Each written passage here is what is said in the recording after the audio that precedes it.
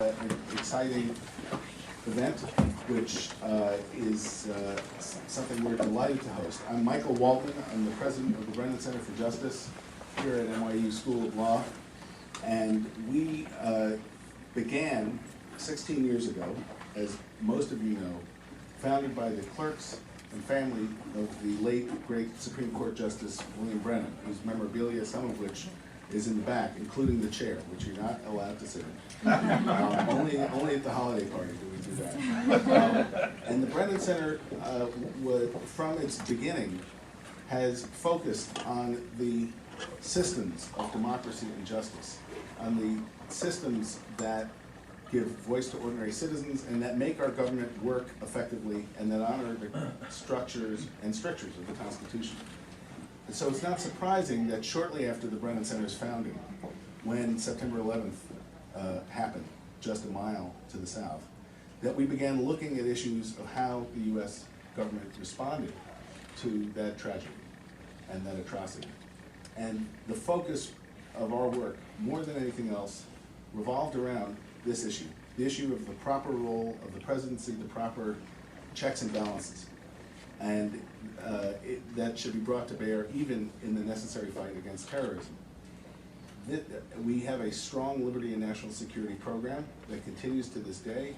Faiza Patel is co-director of that program. Wave your hand. That's her. And we continue, as we've broadened this work to focus on domestic counterterrorism and other issues, to continue to look at this. And I'm especially excited about this program because this is a really tough issue. This is a tough issue for those of us who believe in a strong government. It's a tough issue for those of us who believe in a powerful presidency. And it's very important that progressives have a consistent and coherent view on this that doesn't depend on it being someone we like and not Dick Cheney sitting in or near the Oval Office. At least that's what some of us think. So I'm really eager to hear this conversation and eager to hear from and turn over the mic to a colleague. Caroline Fredrickson, as you know, leads the American Constitution Society. It is a partner, a colleague, and a tremendous resource for all of us here in New York and around the country, and it's great to welcome you and your colleagues here. Thank you so much, Michael. I'd like to thank the Brennan Center, Michael and Faiza, particularly for helping organize this program along with us. We are very grateful to be here, and the Brennan Center is a fabulous coalition partner for ACS, and we work very closely with the Brennan Center on a host of issues, obviously executive power, national security issues among them, but also voting rights and criminal justice matters, as well as a number of other things. And so we're very, very thankful that you're working with us on this. The American Constitution Society, for those of you who don't know us, I hope you all do, and if you're not members, you will join. We are a national network of law students, lawyers, law professors, judges, and policymakers that works to make sure that the law helps to improve the lives of all people. We obviously have a mission that's very much in sync with the Brennan Center and with the vision of Justice Brennan. We're here tonight for what is the third in a series of programs that ACS has been holding this spring that we have been calling our intra-progressive debates. And these are conversations that are helping to identify common ground through the exploration of fault lines within the progressive community on important topics of the day. We are about to hold another one in DC coming up soon, which is on the proper scope of religious exceptions or exemptions. We recently held a debate in Irvine, California between Deans Erwin Chemerinsky and Larry Kramer on popular constitutionalism, which is a big dust-up, as I understand. We having a discussion on the progressive vision of federalism. So I have the very, very special pleasure tonight of introducing our moderator, Don Johnson, who probably needs no introduction in this audience, but I'll give you a little bit of a flavor in any case. Don is a national board member of the American Constitution Society, for which we are very grateful. She's on the faculty of Indiana University School of Law, the Maurer, okay, I knew, That's what Maurer, okay, Maurer School of Law. But Dawn also, besides being an incredible academic, has had a distinguished career in Washington, D.C., where she served in the Department of Justice under President Clinton as the acting Assistant Attorney General in the Office of Legal Counsel, which, as you know, is where all the big thinking takes place for the federal government about constitutional issues. Sometimes bad thinking can take place there, as we know. And John Yoo was mentioned in an earlier conversation, and so you know where that happens. Dawn also was the legal director of NARAL Abortion and Reproductive Rights Action League, which is now known as NARAL Pro-Choice America. I also had the pleasure to work there after Dawn. And Dawn clerked for Judge Richard Cudahy of the U.S. Court of Appeals for the Seventh Circuit. And she is particularly well known for her work on separation of powers issue, especially presidential power and civil liberties. I could spend many more minutes, hours, detailing all of the wonderful things that Dawn has accomplished, but in the interest of getting to tonight's discussion, I'm going to turn over the microphone. So please, let's welcome Dawn and the panelists. Thank you. Thanks, Caroline. Thank you, Caroline. Thank you, Michael. Thanks to the American Constitution Society and the Brennan Center for sponsoring this event and for including me. Both are exceptional organizations. I've had the privilege of working with both over the years, and I just think they are invaluable in promoting public understanding of critical issues of law and policy. This debate series, what a terrific idea to have an interprogressive discussion on a series of issues on which progressives thoughtfully and in principled ways disagree. And I'm glad to be here. I'm looking forward to hearing from Marty and Steve, and it's our great fortune to have with us Marty Flaherty and Steve Laddick, both of whom are leading scholars, who also have been deeply engaged in the extraordinary assertions of executive power over the last decade. Before I turn this over to them and just try to moderate their discussion and keep time, I want to just say a few words of introduction, first of the topic and then of them. So we are gathered to examine the Obama administration's approach to executive power. As the event description advertises, we'll talk about things like targeted killings with drones and indefinite detention and Libya. In addition, we are going to try to situate President Obama's positions in some historical context, especially in relation to the Bush administration's assertions of executive power, and the responses that they elicited from Congress and the courts, and also consider President Obama's responses to the Bush legacy with the November election fast approaching, think about the state of executive power for future presidencies as well. One dominant emerging narrative, I think it's fair to say, emphasizes continuity between the Obama and Bush administrations, and those on the right celebrate that continuity as somehow a vindication of the Bush administration's policies. Progressives sometimes lament what they see as inadequate change. And I just want to say, I think that the theme of continuity is important to examine. It certainly was the thrust of a New York Times article on the front page 2 days ago that some of you may have read.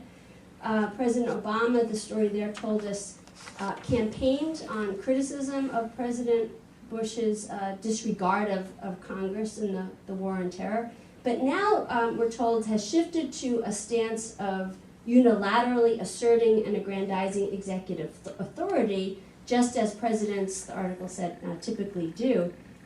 And I just want to take a moment to say my own view of that story, I think, is that it unfortunately conflated two different fundamentally different conceptions of executive power. On the one hand, we had President Bush's claim of authority to act counter to federal statutes based on a flawed theory of executive power, for example, statutes that regulated interrogations and surveillance. On the other hand, in that story, what Charlie Savage was writing about, was President Obama's determination to exercise the full extent of his statutory and constitutional powers, but with no claim of authority to violate statutes enacted by Congress.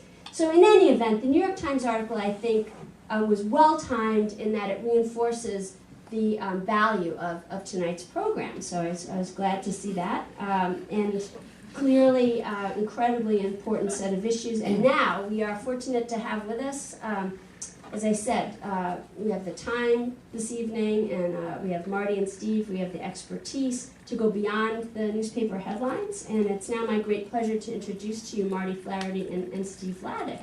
And I want to do that in a little bit of detail, though I'll say up front that in the interest of time, I'm not going to list their impressive degrees and judicial clerkships or publications. I will say they've both written extensively on these issues we'll talk about of executive power, national security, and foreign affairs, and I really do commend their publications to you. But I want to focus just a little bit more on things directly relevant to tonight's discussion to emphasize how lucky we are to have them here.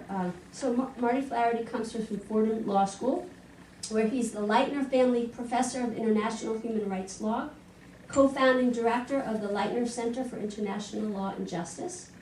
He's also a visiting professor at the Woodrow Wilson School of Public and International Affairs. Abroad, I'm not going to tell you where he's taught here in the United States too long, but he's taught at China University of Political Science and Law and the National Judges College, both in Beijing, and Queen's University, Belfast.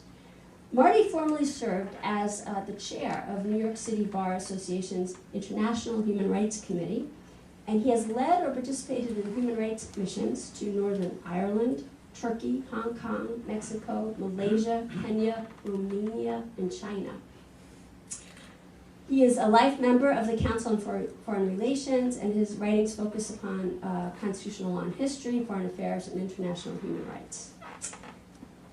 Stephen Vladeck, professor of law and the Associate Dean for Scholarship at American University Washington College of Law, nationally recognized expert on, in particular, the role of the federal courts in the war on terrorism, part of the legal team that successfully challenged the Bush administration's use of military tribunals at Guantanamo, Hamdan.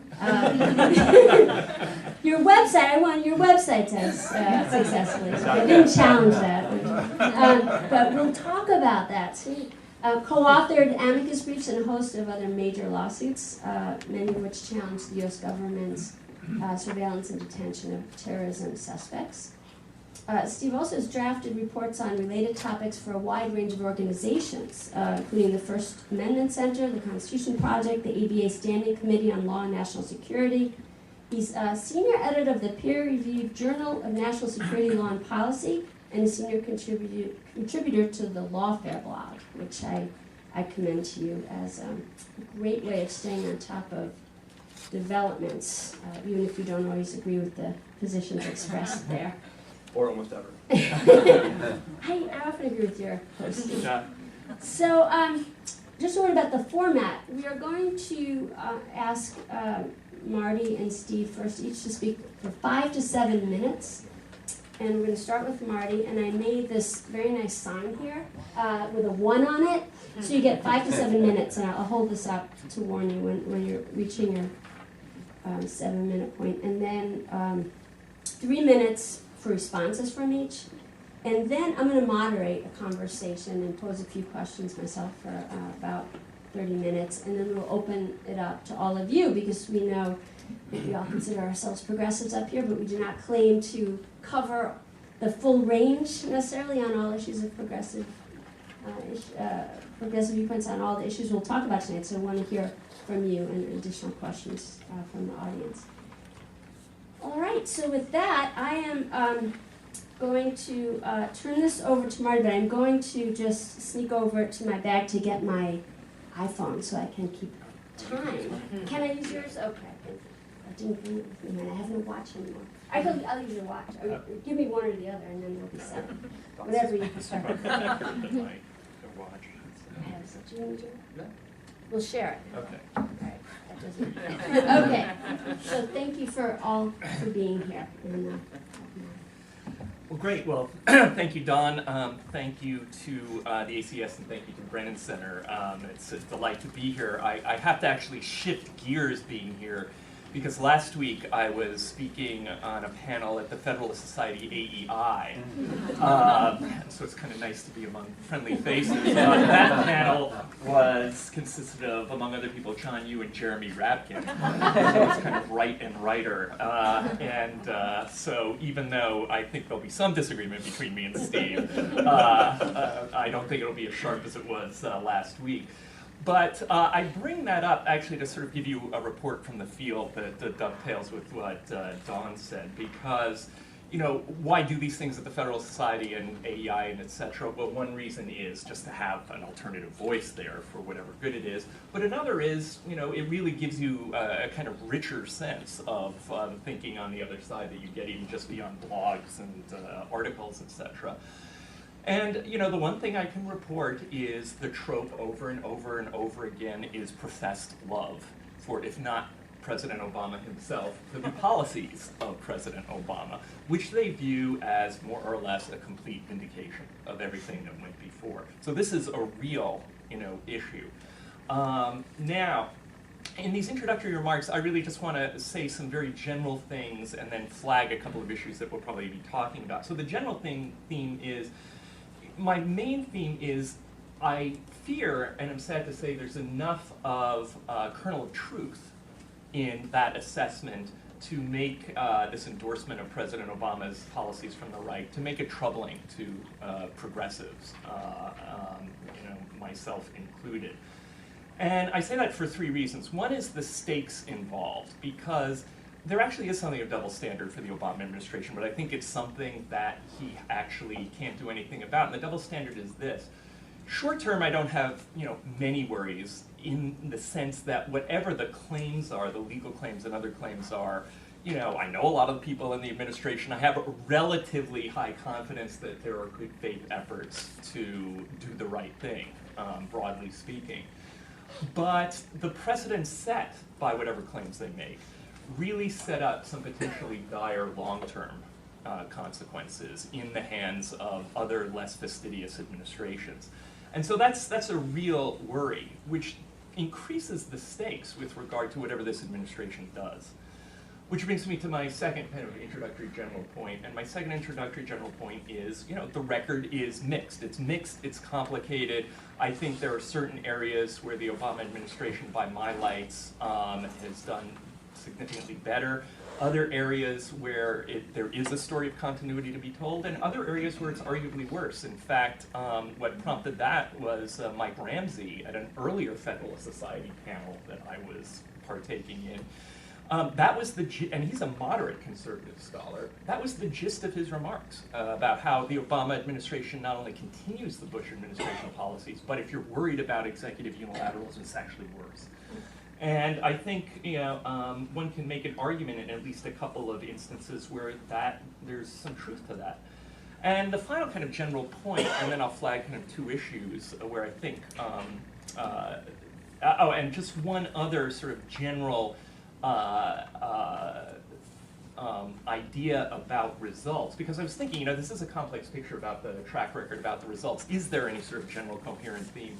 And I think the theme that troubles me, and at least unites some of the things that I've been looking at, is actually, unlike the previous administration, there is a claim to respect the law, the Constitution, international law, but that the interpretations of constitutional law or statutes that bear upon separation of powers or relevant international law are sufficiently problematic and sufficiently idiosyncratic that one wonders whether that move is doing more harm than good. And this, interestingly enough, is a point that Philip Alston makes as General Rapporteur for extrajudicial killing in his report on targeted killings. So if there is a unifying theme, that's one that might be worth exploring. Which gets me to just a third general thought about the Bush administration, and a set on the Obama administration. There you go. See?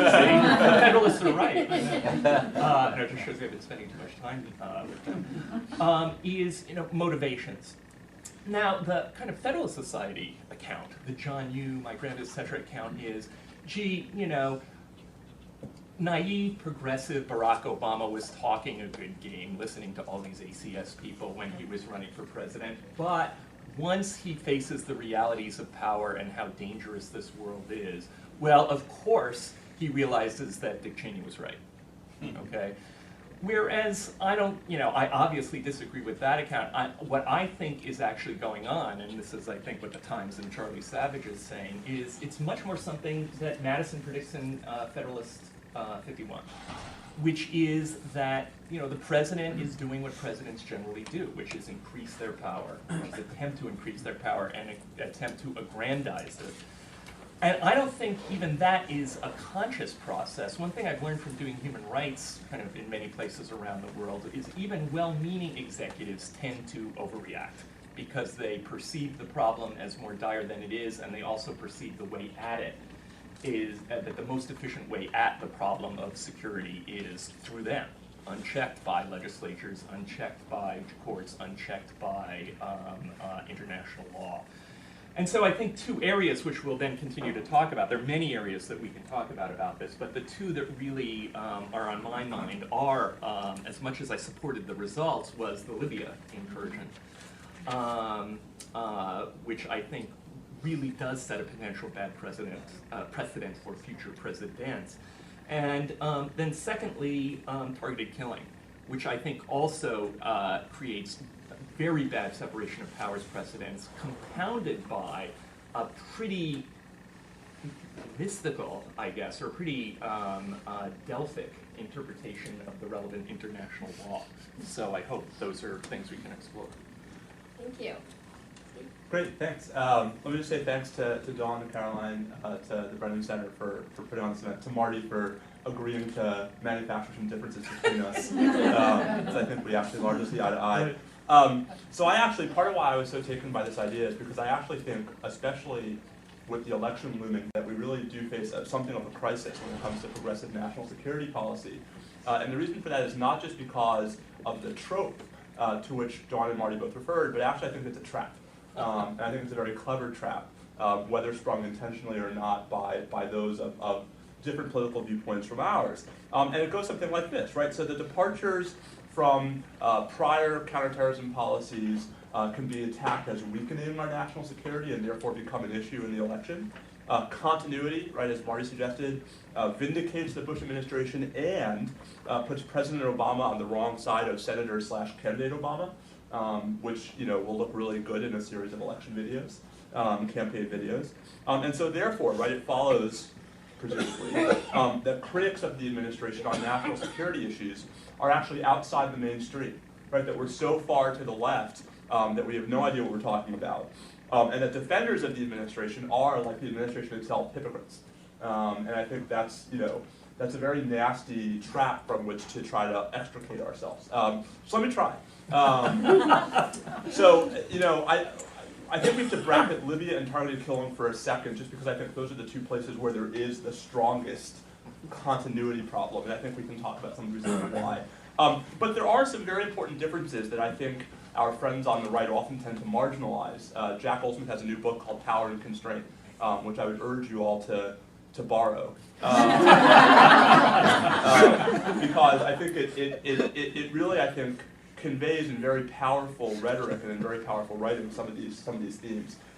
So I think there's an enormous difference between the separation of powers claims we saw during the Bush administration and the kinds of claims that you've seen this administration make, at least in cases where they've had to litigate it. So for example, we know the Bush administration, as Dawn suggested, repeatedly invoked this idea of a preclusive, exclusive executive power, right, that necessarily overrode statutes Congress had enacted to the contrary. The Bush administration took a very, very cynical view of the role of courts. We actually forget, we've come so far, we forget that in the initial enemy combatant cases, the Bush administration's argument was that it was a political question, right? I mean, that's how far we've come from the first round of briefing in Hamdi and Padilla in 2002. And also the relevance of international law. I think, folks are going to disagree about what the content of international law is as relates to these topics. The Obama administration at least tries to pay lip service to it. Whether they do a good enough job or not, I think is a harder question. My former boss is now the legal advisor at State. I don't necessarily see eye to eye on these things. Right, so, I think But I think those are three very big, more than rhetorical differences and more than semantic differences in the context of national security policy between the Bush administration and the President administration. So if that's true, how can this conservative narrative succeed? And I think the answer is because we've seen similar results. Right, that is to say, for the non-lawyers, for the public discourse, for the editorial writers, on the ground, things were coming out the same, right? There are still 150 some odd detainees at Guantanamo. We still have military commissions. You know, we are only growing the program of drone strikes and other forms of kinetic operations overseas. The war on terrorism only seems to be broadening and not contracting, even as hostilities in Afghanistan seem to wind inexorably to some kind of denouement.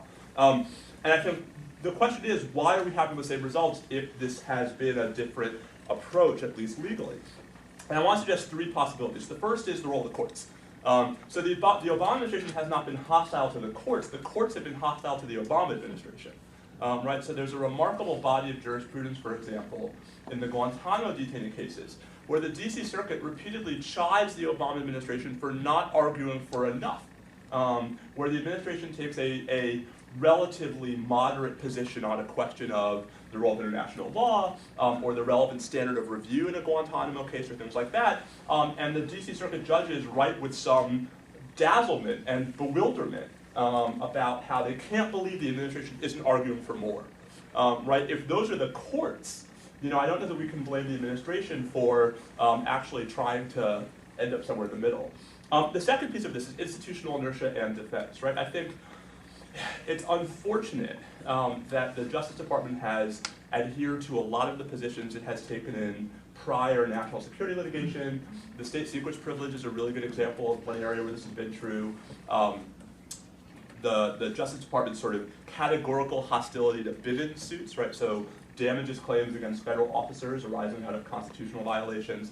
But I don't know that we can necessarily blame that as on a policy decision by the Obama administration, so much as on the role of institutions in government, right? And that goes to Marty's point about Federalist 51. What I mean by that, right, is we should all expect the relevant institutions to take the separation of powers seriously, right? One explanation for why the Supreme Court was so interventionist in the detainee cases was a fear, especially by Justice Kennedy, right, that the separation of powers had actually broken down, that Congress wasn't acting in a manner that was institutionally responsible, that the courts had to do something. When it comes to individual rights disputes, right, I think we've always had a bit of a different mindset. And that mindset is that the courts actually have an extra special affirmative obligation to look out for those contexts in which ordinary political processes won't adequately protect particular groups, minorities, et cetera, right? This is famously the footnote 4 mentality from the Caroline Products case, the cornerstone of much of Justice Brennan's jurisprudence, among other things.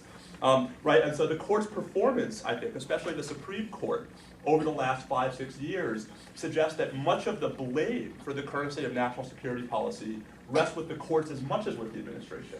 So this is just one statistic I like to throw out there, right? The Supreme Court has decided exactly 3 national security counterterrorism cases since 9/11 that did not involve a detainee in some way, shape, or form.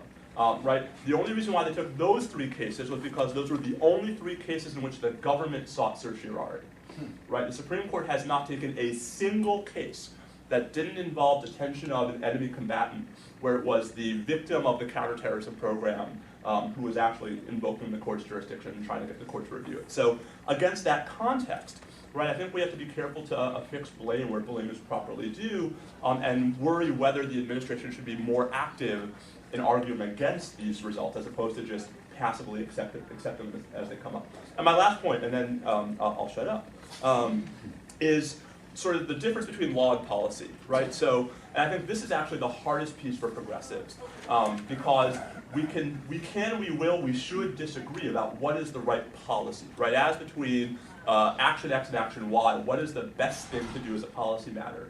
But that doesn't make it a legal dispute, right? If the question is the government's authority to act, I actually think there we tend to blur that distinction and assume that if we don't like what the government's doing, it must not be allowed to do it, right? So Alaki is a great example, the targeted killing case. I have a lot of trouble with Alaki, I think we all do. But if you frame it as, does the government have the right during wartime to kill a US citizen who is actively taking up arms against us, right? Then I'm not so sure we have trouble with the legal question, right? What we have trouble with is how do we know, right? What we have trouble with is why can we be so sure that Olaki is who the government says he is, et cetera, right? And that's not a substantive objection, right? That's a process objection.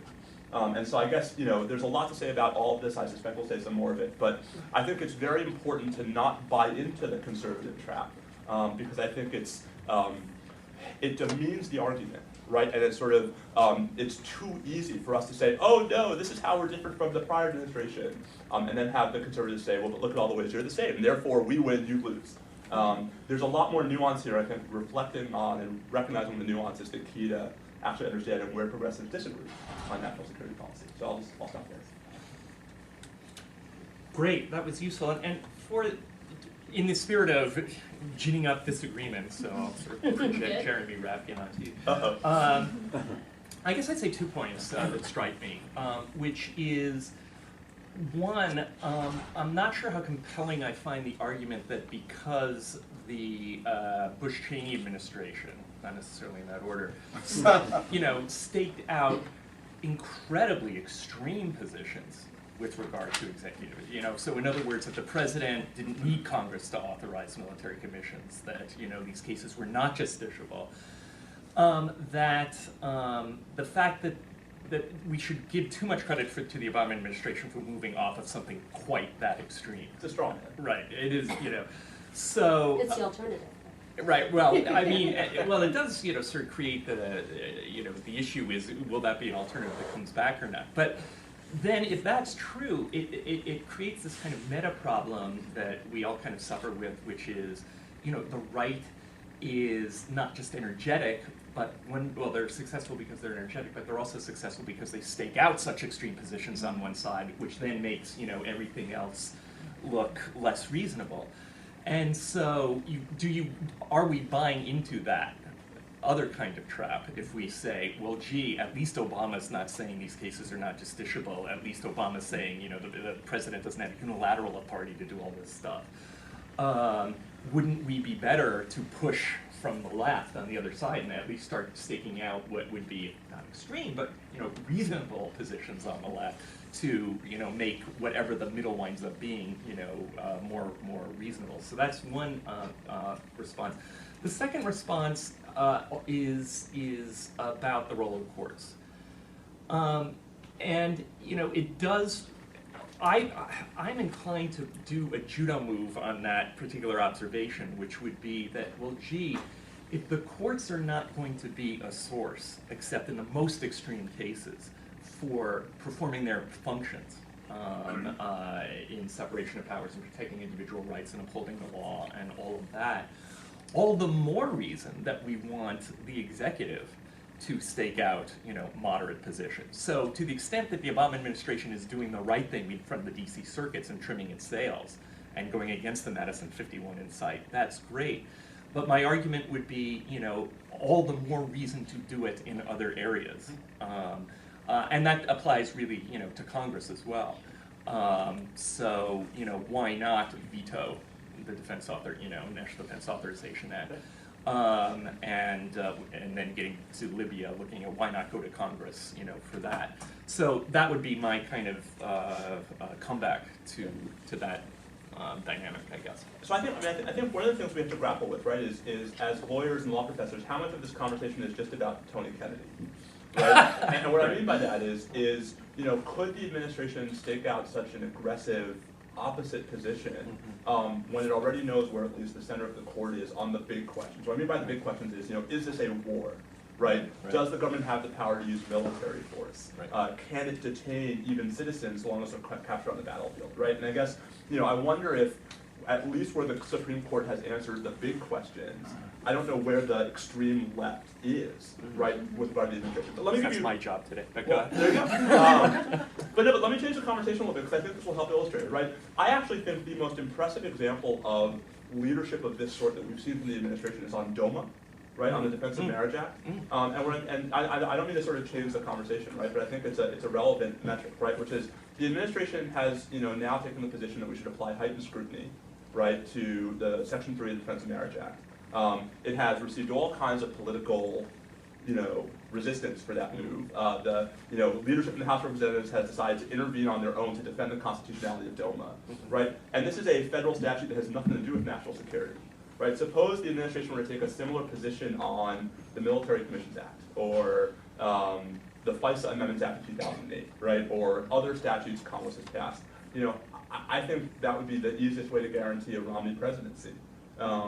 Would be to sort of abandon the sort of the principled left in favor of the perhaps correct but unsustainable position, right? And so I think that's what leaves the administration to push for compromise. Now, I'm not happy with the compromise. I don't think anybody should be happy with the compromise, right? But the NDAA is a good example. This is the National Defense Authorization Act from last fall, right? The administration threatened to veto the NDAA.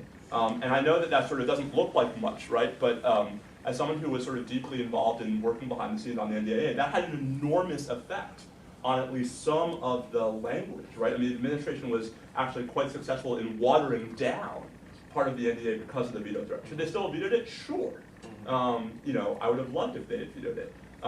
But I think it's another example of where the discourse is not where the law is, right? So what's the discourse on the NDAA? The discourse is, oh my God, Congress has authorized the indefinite detention of US citizens within the United States, right? That's exactly the opposite of what the NDAA does. The NDAA specifically doesn't address citizens within the United States. Where it's really problematic is overseas, and with regard to non-citizens. And so I think it's easy for conservatives to look at that critique and say, well, you guys are all wrong. Look, the Feinstein Amendment says this doesn't apply to citizens in the US, therefore the NDAA is fine, right? And it's a beautiful case of misdirection when no one's actually focusing on the real problem. So this is why I think we run into trouble when we sort of paint with broad brushes in this area, and I think more topic to topic sort of nuances is how we understand where the administration, I think, can rightly be criticized. And where I actually think, heaven forbid, we actually might commend them for working against really horrible politics to reach at least some degree of compromise. Not often, right? But once in a while. Great. Well, now I am supposed to ask a series of questions, but I'm tempted to go one more round here. If you want to respond, because my first question is actually going to be just to throw out the detention issue and talk about the NDA, which I actually saw Jon Stewart, and I think I read in the New York Times that it authorized the detention of American citizens. And Colbert did it as the word. Right. Maybe it wasn't Jon Stewart too, but I think they both did. That clip number really well in my classes. Very good. So why don't we just... Well, I guess there's two arguments there, right? One is the latitude the president has with regard to legal issues, and to the extent there's a gray area, to what extent should the president stake out a civil liberties position versus a kind of executive hegemony, national security position, to the extent there's ground for legitimate disagreement. And then I think you're right, that is a kind of issue-to-issue thing. I think it comes up more on the national security executive side than I would like in terms of proper legal interpretation. And that to the extent it doesn't, the president in his capacity as chief executive of the law should be criticized. But then the backup argument is, but he's only doing what he could do politically, and politics is the art of the possible. And I take that point to an extent, but I think there are at least two responses to that, one of which I think involves the president, and the other I think is a more general response. The one that involves the president is the question of leadership. Of selling the other side. God knows that the Bush-Cheney administration was very good about stoking fears and doing what it took to energize their base and energizing more moderate folk to clear a path for their rather extreme views of the law. And so they really didn't have too much trouble, but for a few Supreme Court opinions and getting everything that they wanted. And even there, the Supreme Court, could have done more and, was only knocking out things that were really intolerable. I just haven't seen that on the other side. I haven't seen the Obama administration, I haven't seen people from the Obama administration and allies of the Obama administration make really two kinds of arguments. One argument is, the importance of civil liberties as too high a price to pay for security, depending on how you make the trade-offs, and too high a price to pay in terms of giving up what we are as a people and our traditions. And then the other argument, which is, or Rona is back there, so one thing that Human Rights First pioneered, which is, there's not always a dichotomy between security and civil liberties, that they can actually work together, and that it is a false dichotomy. And so where I fault the administration is on sort of expanding the political base on the left to clear space for, more legal arguments that way. And then the final sort of more general thing is, but I will admit it goes beyond the Obama administration, so it's, it's not just that the president can make a speech and snap his fingers and create, a popular base on the other side. That falls to us, and there is this sense that, have we done enough in terms of grassroots stuff beyond, litigation, to help create a kind of popular sentiment for civil liberties. And I think a piece of that is I think the administration, at least for a time, although I don't think this is true anymore, felt like it couldn't actually find a middle position on the left that would satisfy the left, right? That it was all or nothing. It's like the song from Oklahoma, which didn't work out I can well. sing it.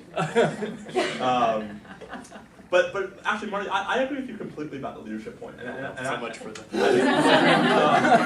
No, but I mean, the DOMA example I think is a unfortunate example of the exception proving the rule, which is that the administration has taken very few stands like that. And just to illustrate that in the national security context, right? The 9/11 trial. Right, so, right, Attorney General Holder comes out and says, we're going to have the trial in New York, it's going to be awesome, well, not awesome, but,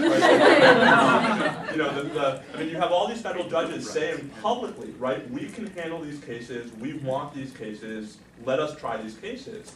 And you have the Attorney General saying, yes, we're going to bring it here. And the second there is sustained political pressure, the administration backs off, right? And yes, it took a while to reach the final decision to have the trial in the military commission, but we all knew the second they backed off, it was over. Right? Because the second you step down, you can't re-engage on that question. Right. And my only footnote there, and then just turn it back to you, is I don't still understand, maybe why he didn't fall back to an intermediate position, which is, okay, we'll have it in federal court, we just won't have it in Lower Manhattan with all the symbolism, etc. But, why couldn't it have been moved to a federal court somewhere in a more secure, area? And so it's not just folding, it's just folding completely. I think it could have been, but just because I live in DC and am therefore infected by the inside the Beltway mentality. Right. So you guys may remember the trial of Casey Anthony, right? This is what gets news more than national security policy. So there was an op-ed. I got a forward the day after the Casey Anthony acquittal. And it was an op-ed title. It was Anthony acquittal proves the case for military commission. And I was sure it was from The Onion, right? Wow, The Onion's being unusually clever today. And imagine my surprise when I opened it and learned that it was by Senator Mitch McConnell, right, the Republican majority leader of the Senate, or minority leader. Right? If that is the climate in which the administration is operating, I think it is terribly unfortunate that President Obama didn't take to the airwaves, right, and say, we need to have this case in a civilian court. I know some of you are going to disagree with this decision. Here's why it's the right decision. You don't have to agree with me. Just respect that there are reasons for this decision. That should have been the speech, right? And as opposed to quietly announcing on the Friday before Thanksgiving or after Thanksgiving, right? That we're getting rid of this case and going to Guantanamo, right? And I think that's where I think the administration has made a series of mistakes, right? Not on policy decisions, but on not trying to sell the case for the progressive vision. Yeah. And I think that's absolutely clear. Yeah. So if I could just say one thing, and I'll turn it back to you, Marty. So now that you've raised the DOMA example twice, for the first time I had this feeling, 2 weeks ago I was in New York for a DOMA conference at which I debated Charles Freed at Fordham.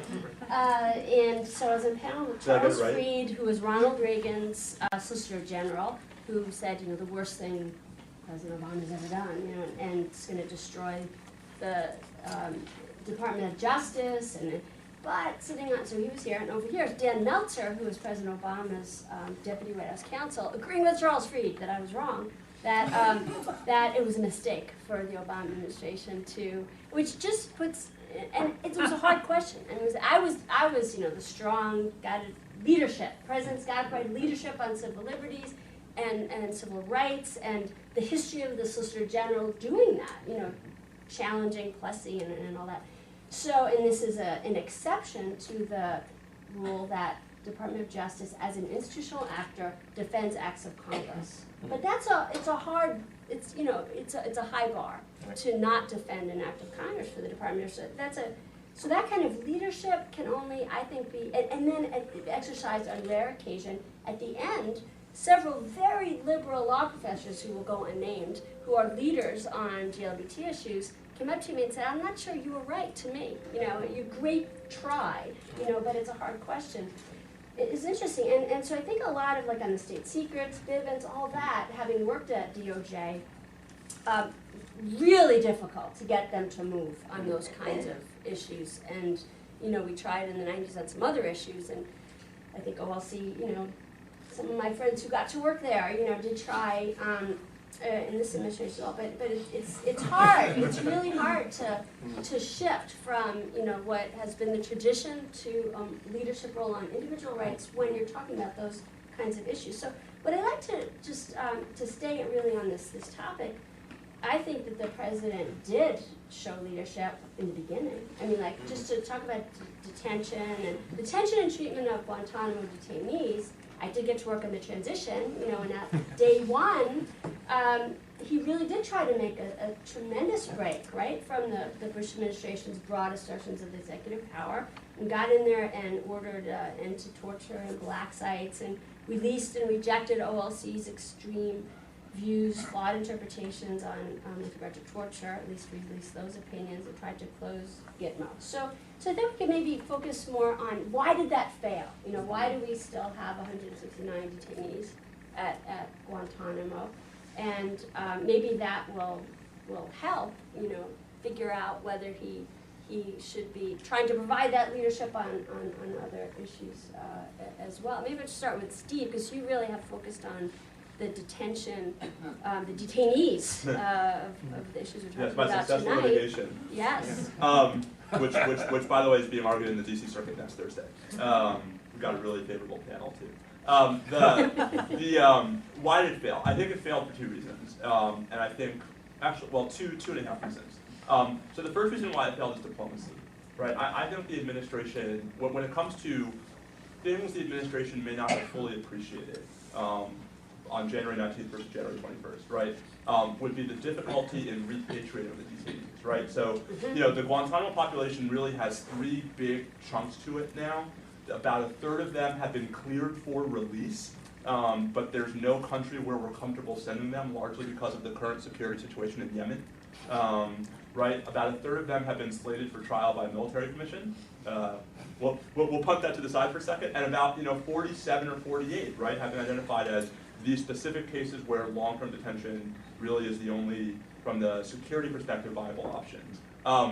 Say what you will about that, right? But at least two of those categories should have been reduced by now, right? And it's the two categories that haven't been reduced where I think there's the most justification for criticism, right? And so I think the inability to actually repatriate detainees, the big headline this week is we finally were able to release two of the Uyghurs to El Salvador, and those are people who were never actually a serious threat, but also I think, or any threat. But I also think by not acting decisively up front, the administration opened the door for Congress to come in, right? And so, it's a common trope now for the administration to blame Congress for passing these transfer restrictions, for interfering with the ability to transfer the detainees, for example, into the United States to be subject to continuing military detention. But if you actually look at the timeline, there was plenty of time for the administration to act before Congress ever started getting into this ballgame.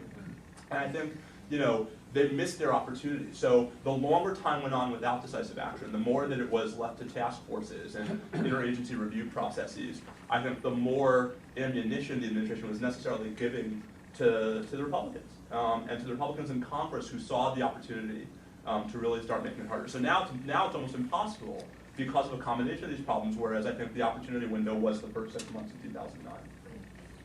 I actually agree with one caveat here, which is, no, I mean, and the caveat is just... It's all Rahm Emanuel's fault.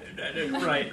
Well, the caveat is actually more an addition. It's not really a caveat, which is that, ordinarily most of my qualms with regard to the administration's policies have been not abiding by the demands of separation of powers.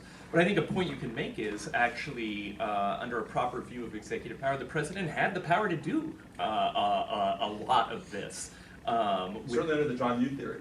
Well, but you don't even have to be John Yoo. You could be me, is the point. Which is pretty much the other end of the spectrum. So in terms of transferring detainees, that strikes me as all something that's already been delegated to him or is within executive power. And so, in terms of the law, there was no reason for him to hesitate. If we're talking about law and policy, right? But maybe that's the exact point, right? That's bolstering your point. And then, I think that's the law piece of the point that I just want to break out. And to unpack your point on the other side, the policy point is, look, this is a guy who just won a landslide, and has both houses of Congress behind him. This is, if you take kind of Rooseveltian 100 days action here, you've got both the politics and the law lined up to essentially get rid of most of that population. Now, there are going to be these very hard cases, but at least it could have been greatly mitigated. And indeed, maybe even Guantanamo itself could have been closed down before Congress stirred. But then once Congress did stir, once you drag your feet, then Congress did have, so on the one hand, the president could have done it on his own, but then, which would have been Youngstown in the middle, right? But then once Congress says no, withdraws funds and all of that, then you're down at Youngstown and Loeb, and it's a whole different story in terms of the law. And you have to make the Bush administration Article 2 argument to accomplish the policy objective. At that point, right, which I think the cure would be worse than the disease. Yeah, I think, politically, I think it clearly was no political capital on anything but healthcare, and the economy. Right. And that's the answer. Right. Lost that window.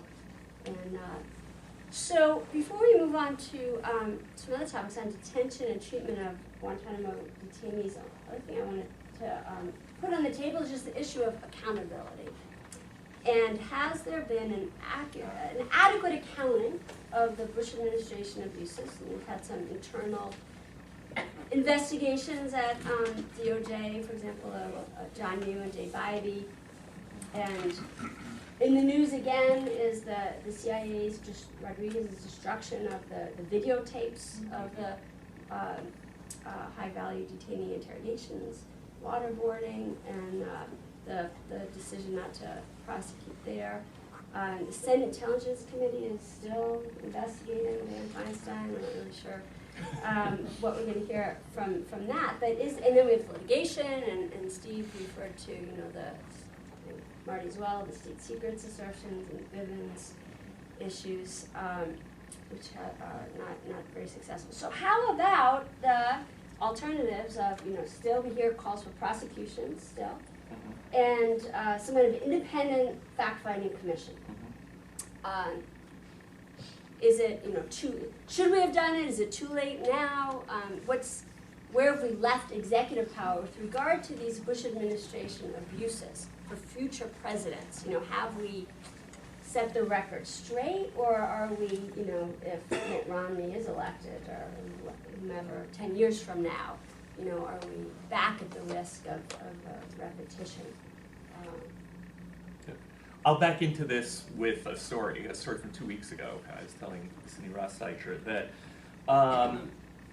I was in a meeting with the Secretary of State for Northern Ireland that the New York City Bar was hosting. And one thing that was on the table was there was this civil rights lawyer who had been murdered 20 years ago. And it had come out in drips and drabs with the government kicking and screaming that this lawyer had been killed with the collusion of the security forces. And it's a very high-profile case in a very small society. And essentially what the British government did in the fall was renege on its commitment to have a public inquiry into this lawyer's murder. And so, here we were Americans, saying, how dare you not have this public inquiry that we've been calling for under international standards for almost 20 years, and that you yourself agreed to with the Irish government, okay?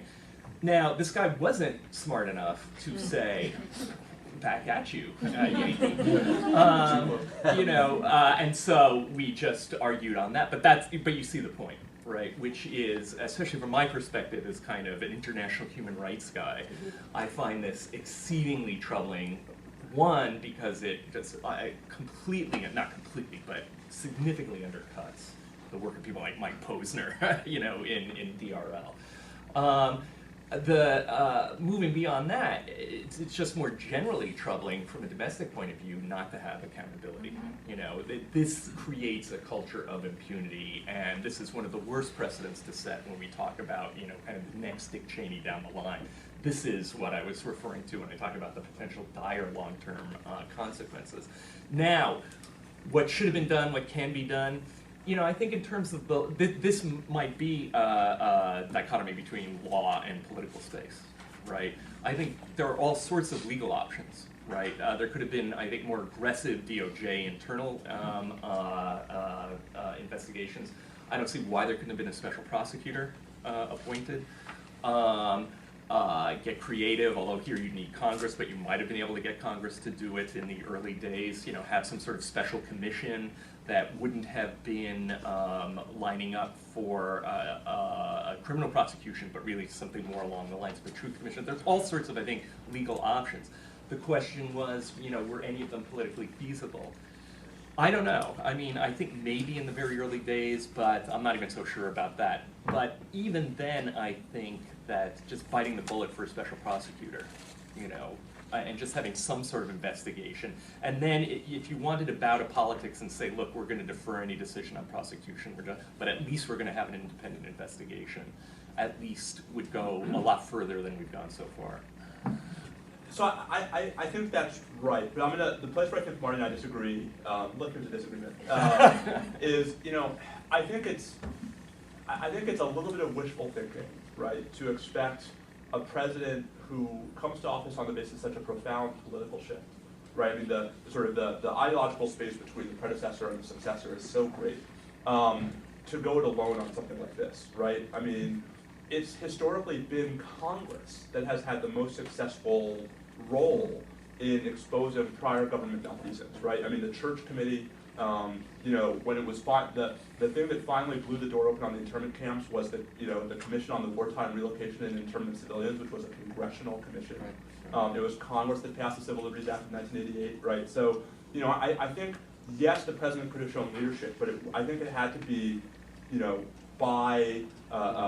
bilateral, not what I mean, but right, multi-branch, right? I think he needed Congress on board, and I think the mistake he made was not realizing that and not going there and not wanting to, not prioritizing that. But let me just say one more thing. Failing that kind of accountability, the federal courts professor in me wants to say the answer is damages, right?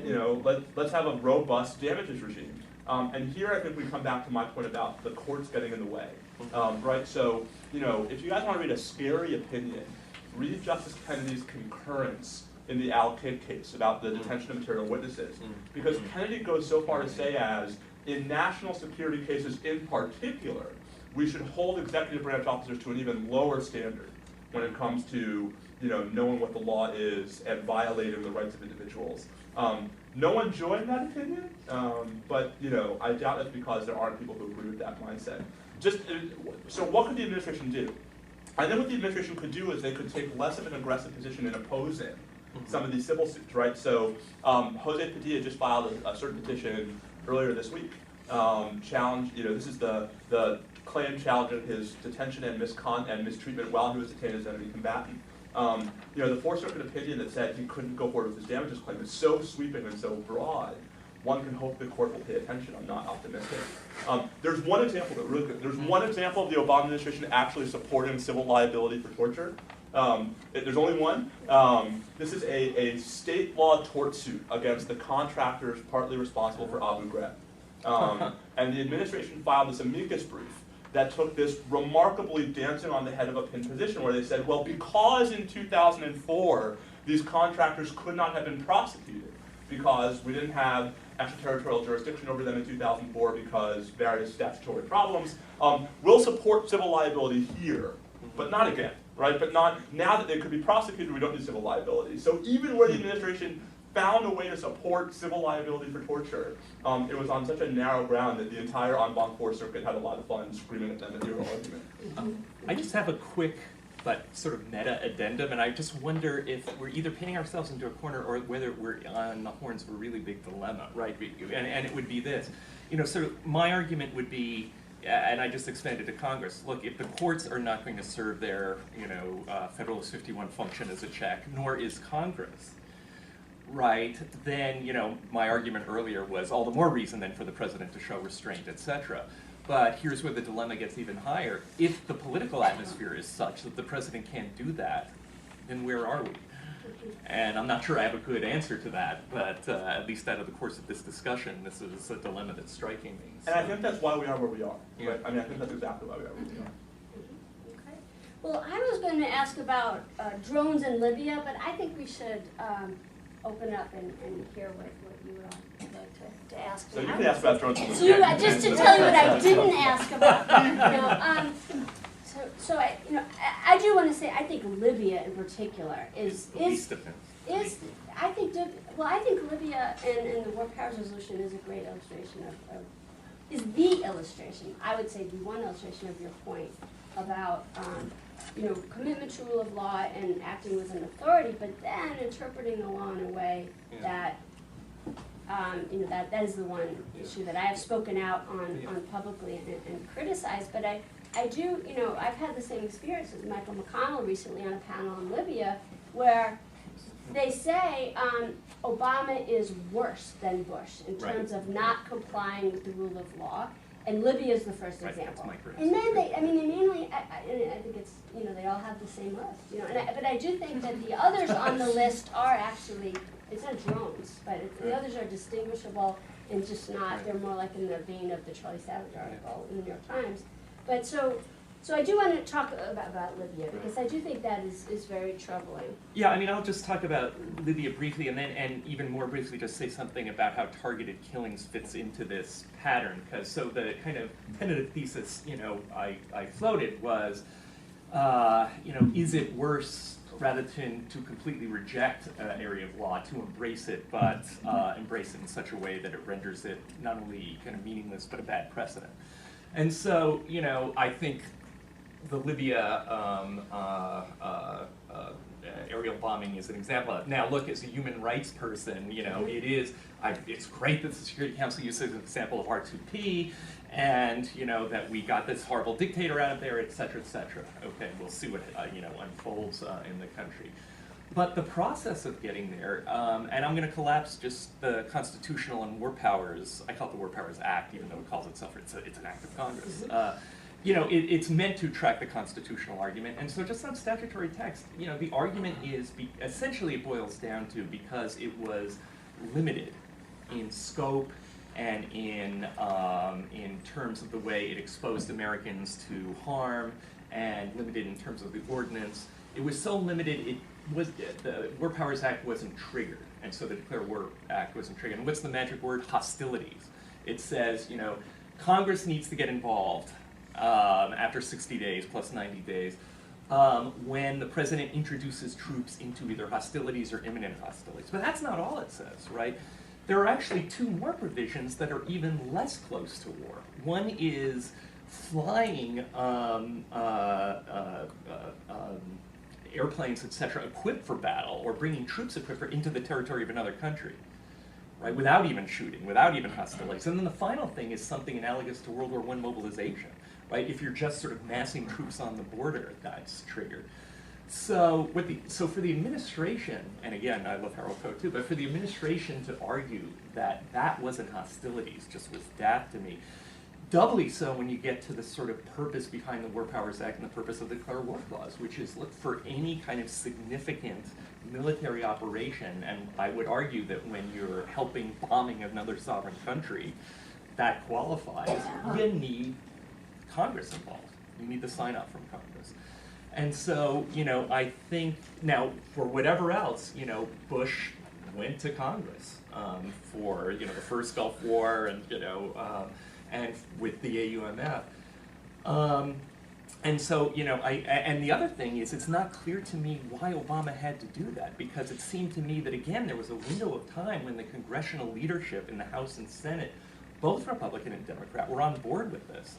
So I'm just still mystified by that move, both politically and legally, maybe you could say. Now, quickly with targeted killings, there kind of my beef is more on the international law side. And I won't go into the theory about why, based on original intent and other things, the president must take care that the laws are faithfully executed, and one set of those laws is customary international law and the laws of war, even though I just said it. The content of the laws of war, and I think here it's worth looking at Philip Alston's report as special rapporteur to the UN, is the claims that this is in fact a war. I mean, what Steve said begged a lot of questions. Right. Is it a war when you are shooting civilians, American or not, in countries like Yemen rather than Afghanistan and Iraq? Are they directly involved in the hostilities, which is the standard you need to satisfy when they're just on the internet saying kill Americans, right? There are all sorts of questions about whether this actually comports with the laws of war. And again, I think for the president to say, oh, well, look, here, we're doing it. This is, unlike the Bush administration, we're taking the laws of war seriously, but we're just not going to release the memos and we're not going to give you much of an analysis about it. It sets a very bad precedent. So let me take the 2 points backwards, because I think it'll make more sense that way. So on Trying to Kill, right, I mean, let me be clear, I wasn't saying, I believe it is a war, I believe you can get from A to drone strike. But that if you believe you can, it's a process question, right? And so I think, I share your concern about the international law question. I'm terribly concerned about the process question. I mean, for the Attorney General of the United States to give a speech where he says due process is not a requirement of judicial process. Well, that's the domestic side, isn't that? I mean, yeah. if before that speech, if you had given me a list of 14 attorneys general and asked me and asked who said that line, right? John Mitchell. Holder would have been 15, right? Or well, actually, maybe not. Right, but so I think that the problem. I'm gonna have to argue with you, but you. But I mean, I think the problem with trying to kill a conversation is that I think it's because the OLC memo isn't public, we can't have the real conversation. Right. And what I mean by that is, I think it's it's easy for me to say, if all these things are true, can't we all agree that the government has the power to do it, right? How do we know those things are true, and how are we convinced that the government isn't making false promises? And I think, to me, that's the ballgame, and I think that's where the administration has been alarmingly similar to its predecessors.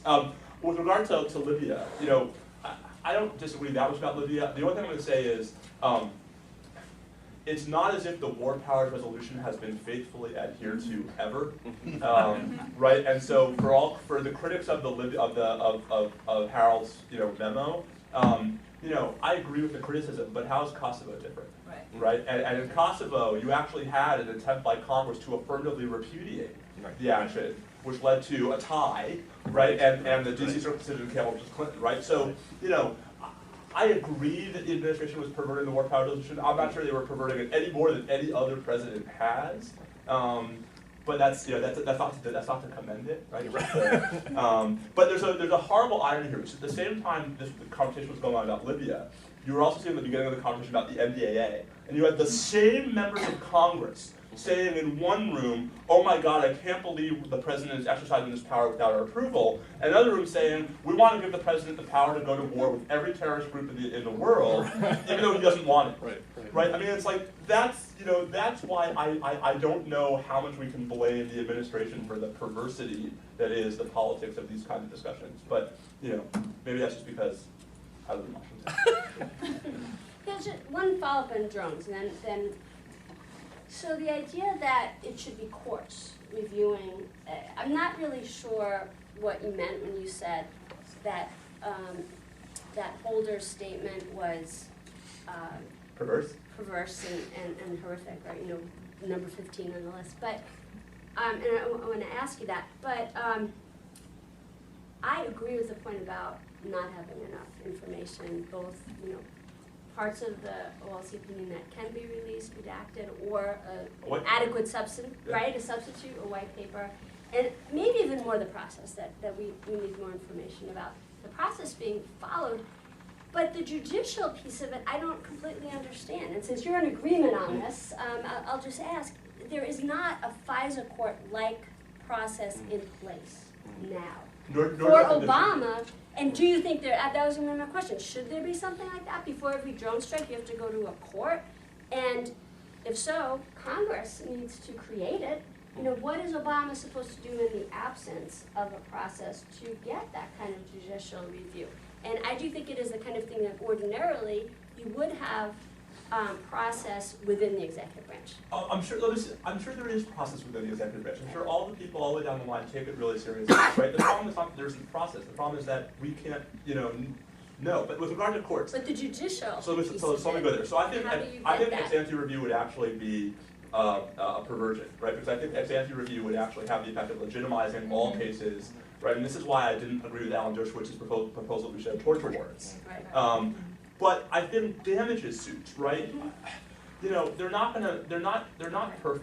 They're not gonna succeed a lot of the time, right? But what litigation would accomplish in that context is the requirement of deterrence, right? And the notion that the government actually have to try to get this right, or at least act reasonably in this field, right? And so, there are gonna be problems with damages suits, you're gonna have state secrets issues, you're gonna have Bivens problems. If Congress really cared, I don't know why Congress doesn't create a limited statutory cause of action, for these kinds of issues. They've done it before, right? The Foreign Intelligence Surveillance Act has a cause of action for violations of the super secret process. It may not be effective, but I think it would be better than nothing. Yeah, here's my difficulty on this, which is I think the analysis and the practicalities completely diverge. So the analysis would run something like this, where it is a war, or at least a conflict. I think the administration's position is it's a conflict not of an international character, okay? So it's a common Article 3 conflict. Where one can say that that's the case, and I think you could say that's the case, say, in Afghanistan clearly, okay? Then you get to kill people, it's a conflict, right? But, what about if it's Canada, okay? Then there's a pretty good argument that it's not, and at the point the international humanitarian law runs out is the point where domestic constitutional civilian strictures kick in, right? And then, and that's where, conceptually I would say, how can it be if we're in the realm of domestic constitutional law, we allow the president unilaterally to, target individuals. So just citizens. If Because I don't, domestic I constitutional don't think the due process clause says person. And I think one thing that I think is incredibly unfortunate in what's been going on, and I think I mark it to Hamdan, is I think there's some originalist basis, but I think it can be distinguished. I think textually there is no basis to say that due process rights are confined to citizens and not to non-citizens.